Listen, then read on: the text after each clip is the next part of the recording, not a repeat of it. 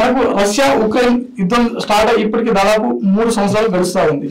So ప్రస్తుతం ఈ యుద్ధం యొక్క ప్రస్తుత పరిస్థితి ఏ విధంగా ఉంది, జరగబోయేటువంటి పరిస్థితులు ఎలా కనిపిస్తా ఉంది మనకి?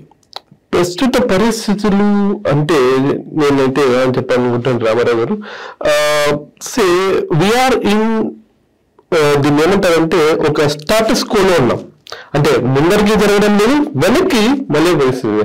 అలా పీస్ శాంతి కోరుకోవడం లేదు రెండు పార్టీస్. అలా అని చెప్పేసి యుద్ధం కూడా అంత యాక్టివ్గా నడవడం లేదు. మీరు గమనించారా 2022లో చాలా అగ్రెసివ్ గా రష్యన్ ఆర్మీ ముందరికి వెళ్ళడం జరిగింది. బట్ వేరాజ్ ఇన్ 2024 వచ్చేసరికి చాలా వాళ్ళు కొంచెం స్లోగా మూవ్ అవుతున్నారు.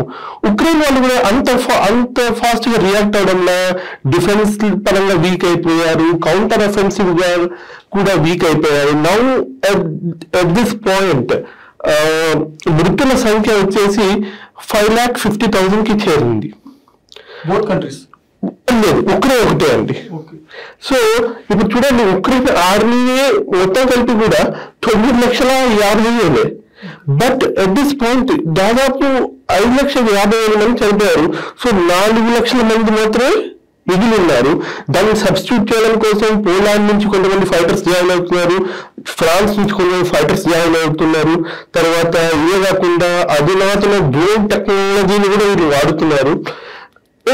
రష్యా యొక్క సైనిక శక్తికి తిరుగులేదు. దాదాపు 10 లక్షల సైన్యంతో ముందరకు దూకుతున్నారు. దాంతోపాటు డ్రోన్ టెక్నాలజీ, నార్త్ కొరియా సైనికులు, తర్వాత వాగ్నర్ మరియు ఇంకా కొన్ని మెర్సనరీ అంటే అద్దె సైనికుల శక్తి కూడా వాళ్ళకు తోడవుతుంది. ఈ విధంగా వాళ్ళు ముందరికి వెళ్తున్నారు. కానీ ఇప్పుడు ఒక సౌత్ అండ్ ఈస్ట్ రీజియన్స్ లో మాత్రమే ఈ కాన్ఫ్లిక్ట్ ఇంకా ఉంది. వేరే ఏరియాస్ లో ఆల్మోస్ట్ ఒక హాల్ట్ కి వచ్చిందని చెప్పేసి నేను అంటాను. So that is how the situation is. ఇప్పుడు ఒక రకంగా ఒక తటస్థ పొజిషన్ లో ఉన్నారండి, ఒక స్టాటస్ కోలో ఉన్నారనమాట. So this is a very dangerous situation also. ఎందుకంటే ఈ పొజిషన్ లో ఎక్కువ రోజు ఉండరు.